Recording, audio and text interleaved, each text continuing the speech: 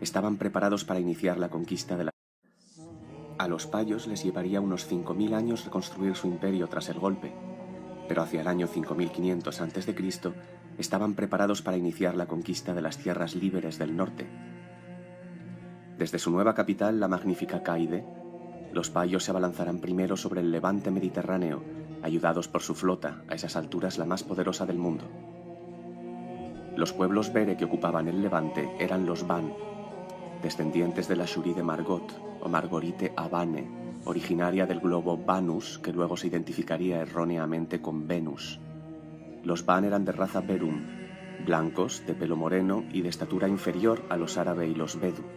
Su tierra original antes de la migración había sido Acuban, la actual Cuba, y de Abane, Labán, Margot, viene el nombre actual La Habana. Más tarde los Van migraron hacia el este junto con las otras tribus bere, estableciéndose en el Líbano. Vemos que los Van siempre se establecían en tierras costeras soleadas y fértiles. Esto es el Líbano y esto es el Levante español, tierra de los Van. Vemos que es evidente que les gustaba vivir bien. Pues bien, los Van tuvieron que huir del Líbano, atacados furiosamente por las tribus payas de los titos y los palestín. ¿Quiénes eran los titos? Pues eran los hititas de la historia oficial, que vivieron en Anatolia, la actual Turquía. Estos son representaciones oficiales de los hititas. Estos son los restos de su capital, Hattusa. Vemos leones guardándola, obviamente. Los titos anteriores, que actualmente se conocen como hatianos, usaban más el toro, al igual que todas las tribus payas más antiguas. Esto es Catalhoyuk, de hace 7000 años más o menos, la época de los sucesos de los Van. Bien, de los hititas sabemos alguna cosa, pero ¿y de los Van? La respuesta es la misma que siempre. La historia la escribe el vencedor, que tiende a borrar al vencido. Si los hititas eran hasta hace poco una leyenda, imaginad los pueblos que los hititas vencieron. Como parte de la gens Ber, los Van eran pueblos libres y pacíficos, y no tenían ejército. Es decir, que si les atacaban, se juntaba gente voluntariamente para defenderse. Nadie obligaba a luchar a nadie. Los Van fueron atacados, decíamos, por los titos, que eran antropófagos, es decir, que se los comían. Los titos, como todos los payos, reclutaban a sus ejércitos a latigazos y los drogaban copiosamente antes de lanzarlos a la batalla. Cuando ganaban, mataban a todos los hombres, castraban a todos los niños y violaban a todas las mujeres. Era usual que los payos lucharan drogados para eliminar en ellos la mínima conciencia humana de lo que estaban haciendo. Estaban entrando a destruir aldeas pacíficas de gente buena y hermosa para violarlos y matarlos, escupir en su religión, mutilarlos y humillarlos todo lo que pudieran. Por eso había que obligarlos a luchar y pagarles por ello. Era un trabajo espantoso ser un soldado. Vemos que todas las sociedades actuales siguen teniendo este sistema. En la cruenta invasión de Rusia, a los soldados alemanes les daban espiz para luchar, y la heroína era de uso común por los americanos invadiendo Vietnam. Es la única forma de que tu conciencia soporte lo que estás haciendo. En cambio, un bere, para defender la libertad, se presenta voluntariamente en la batalla y no pide nada a cambio. Tiene la conciencia tranquila con lo que hace. Nos dice Eleazar que los refugiados Van que huyeron de la masacre de Lebanon fundarían estados en el litoral mediterráneo. Las tierras de Albania y de Levante, que siguen llamándose igual. También fundarían Banzie, actual Francia, Baniar, actual Mallorca, e Iban-Is, luego llamada Ipaitz, cuando los payos la conquistaron, que es Ibiza. En el centro de Italia fundarán Al-Bain, donde se situará su capital durante mucho tiempo, Alba Ateye, la legendaria ciudad nunca encontrada, hoy llamada Alba Longa. Todavía hoy las colinas a las afueras de Roma se llaman Albanas, así como el volcán, que sigue activo, y los dos lagos que ocupan dos antiguos cráteres, el Albano y el Nemi. Albano es todavía un nombre común en Italia, quiere decir un poderoso Van. Alba Ateye fue oficialmente destruida por Roma al principio de su gesta, pero sus ruinas jamás han sido encontradas y hoy en día suele coincidirse en que esto era una leyenda. Esto de aquí es conocido como el emisario o acueducto albano. Grandazzi nos dice que es una obra magnífica que tuvo que ser anterior a la época romana, puesto que estos ya no entendían la función de este conjunto hídrico. Los ban serían los creadores de los baños, piscinas y bañeras destinados a la curación de los enfermos. Restos de baños muy antiguos se han encontrado en el manantial del lago Nemi. Los ban también dan nombre a algunos de los instrumentos musicales antiguos, como el banjo o la banduria, ya que hay una bandura tradicional ucraniana. Aquí vemos un cosaco tocándola, un hombre libre. El último rey Ban hacia el año 5450 a.C. fue Banakete, también llamado Bane-Itu, el último Ban. De él se decía que era gentil, elegante y un gran artista, aficionado a la música, al buen vino y a la buena comida. De ahí la actual palabra banquete. Hoy se llama Levante a todo el litoral mediterráneo oeste, norte y este, es decir, a las antiguas tierras de los Ban. Esta es la extensión occidental del reino de los Ban hacia el siglo VI a.C. Vemos que compartían la península con los Árabe, hijos de Marta, que tenían su capital en Beturo, hoy Zaragoza, de donde vienen los baturros, y los Eduen, hijos de María, los edetanos, que tenían su capital en Toledo, literalmente capital de los Edu. La capital de Levante fue inicialmente Turón, que daría nombre a la región de Turoní. Allí se cultivaban cítricos ya desde antaño, pues de ahí viene el seturón, limón, todavía llamado citrón en alemán, sueco y noruego, y la turonche, que es la naranja, de ahí viene la orange, turonche, orange, y taronja en catalán, turuncu en turco. También de ahí viene el turrón, que hoy se denomina como de Alicante o de Gijona, localidades inscritas en los territorios de la Turoní. La partícula ban está presente hoy en todo el litoral mediterráneo, usualmente distorsionada como ben. De hecho, probablemente nunca se pronunció ban con una A abierta, sino más bien ban. El inglés nos da ejemplos, bandits, banish, de forma que las localidades de los ban suelen escribirse como ben.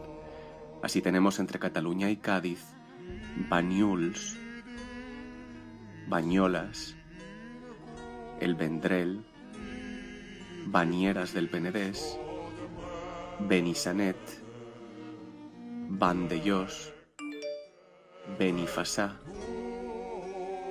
Vallibana, Benicarló, Benassal, Benigaim,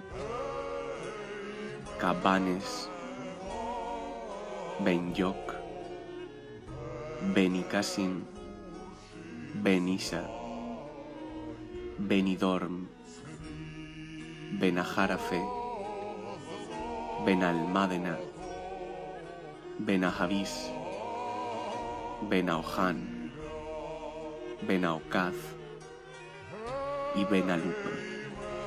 Lo curioso es que no encontramos esta partícula ben en ninguna otra parte de la península ibérica. Dada la extensión toponímica de este término, puede concluirse que en su día los ban se extendían hasta Cádiz. En el siglo 5500 a.C., la frontera de los ban con el Imperio Payo estaba marcada por el río Segure, que quiere decir es frontera. De esta palabra vendrá la castellana seguridad. La seguridad, vemos, se obtiene naturalmente detrás de la frontera. En su capital, Caide, el Mendón Atzipari atacó el Levante y tomó por sorpresa las tierras Ban hasta el río Segura, y a continuación, cuando estos organizan su ejército y lo envían hacia el sur, propone inmediatamente la paz. Paiz o Pais es de los payos, pidiendo se reconozcan sus conquistas y que Banakete divida su reino entre sus hijos. El rey Ban accede, pues desea la paz y la tranquilidad. La terampa de los payos ha funcionado. 30 años después, los payos envenenan al rey de Albaincetu, uno de los hijos de Banakete, y vulnerando el tratado de paz, invaden ese reino, venciendo al dividido ejército de los Ban. El rey Banakete, deseando de nuevo la paz, pide un nuevo tratado que reconozca esa conquista y fije la frontera en el río Guadaipalén, hoy Turia. Los payos, muy contentos, firman ese nuevo tratado definitivo y dan el nombre de Palancia a las nuevas tierras conquistadas. El término derivará en la actual Valencia. Nos dice Eleazar que se instala en Valencia una colonia china que iniciará el cultivo de arroz que da origen al todavía hoy plato típico de esa tierra, la paella. Y también iniciarán las fiestas todavía hoy típicas, las payas, que ha derivado en fallas. Los trajes típicos de fallera todavía tienen un aire oriental. El tocado en la cabeza es evidentemente el mismo que el de la famosa dama de Elche, de rasgos orientales, encontrada también en el Levante. ¿Sería la dama de Elche una fallera mayor? Bien, estos son los rastros de la antigua presencia china en Iberia, pero hay más. La misma palabra campesino, dice Eleazar, viene de canpa chino, chino del campo, o la palabra espadachín es chino con una espada. La misma palabra espada quiere decir es dada por el pa, es de los payos. Unos años más tarde, los payos vuelven a romper el tratado de paz e invaden de nuevo a los van. Pero ahora Banaquete se encuentra en una situación desesperada. Está amenazada ya su nueva capital, Erruberegat, la actual Llobregat, al lado de Barcelona. Banaquete sufre tal vez de remordimientos al ver a un ejército payo mucho mayor que el que apareció décadas atrás frente al río Segura. Ve todo esto desde su vanguardia, fuerte del Ban, hoy Montjuïc, de ahí vendrá la palabra vanguardia. Frente a Banaquete se halla el Mendón Paremenio, el pare que manda, que ya había exterminado a los Van en Lebanon, así como a muchos otros pueblos, y que por ello era llamado el Supare, el pare sol, de donde viene super y supra. Ahí está el Mendón Paremenio al frente de decenas de miles de payos traídos a la fuerza de todas las partes del imperio. Paremenio propone a Banaquete la paz perpetua a cambio de que le entregue una determinada cantidad de oro. Y ahí comienza el último engaño del rey Banaquete. El pare le señala una escalinata de madera de unos 6 metros que tiene situada junto a su baldaquín, y le dice que solamente debe colocar una moneda en el primer escalón y el doble de monedas en cada uno de los demás hasta llegar al último. Si no lo hace, morirá ahorcado y no habrá paz. Banaquete piensa que esto es muy poco oro y acepta el trato, pero cuando sus hombres tienen que colocar 1024 monedas en el 11º escalón, un temor se apodera de ellos. Al llegar al 14º escalón se requieren 8192 monedas y básicamente ya no hay más monedas de oro en el reino de los Van. Esto dio origen a la leyenda del trigo y el tablero de ajedrez. La leyenda nos dice que el inventor del ajedrez pidió al rey como recompensa un grano de trigo por casilla, duplicándose en la siguiente. De tratar de rellenar el tablero según este principio, se precisarían las cosechas mundiales de 18.900 años. En fin, fuera o no fuera así, sea leyenda o verdad esta historia, el caso es que Banaquete fue engañado por los payos. Murió ahorcado en esa misma escalinata, y más tarde su capital, Erruberegat, fue arrasada hasta los cimientos y sus habitantes pasados a cuchillo. Los payos cambiaron el nombre del pueblo de Berseleone por el de Barcay, Puerto Manso. A partir de ahí, los Van supervivientes se organizarían en bandas, compañeros de la banda, o bandidos, los que se fueron de la banda, y acechando a los ejércitos payos en bosques y montes, impedirán durante mucho tiempo su avance hacia el norte en la cordillera pirenaica. Todavía hoy puede recordarse lo que le ocurrió a los hijos de Margot a través de palabras como vano, desvanecerse, o los términos ingleses vanish o vanquish. Los relatos de la degradación y el horror que los payos desataron contra los Van alcanzarían en su día a todas las aldeas de los Bere en todas partes. El mismo destino les esperaba a la mayoría de ellas. En unos cuantos siglos el Segundo Imperio Payo ocuparía la práctica totalidad del mundo conocido. El rapto de Europa por el toro en realidad relata la construcción del Segundo Imperio Payo. Seguiremos contando cómo fue esto en los siguientes capítulos. Dadle a like si os ha gustado y suscribíos.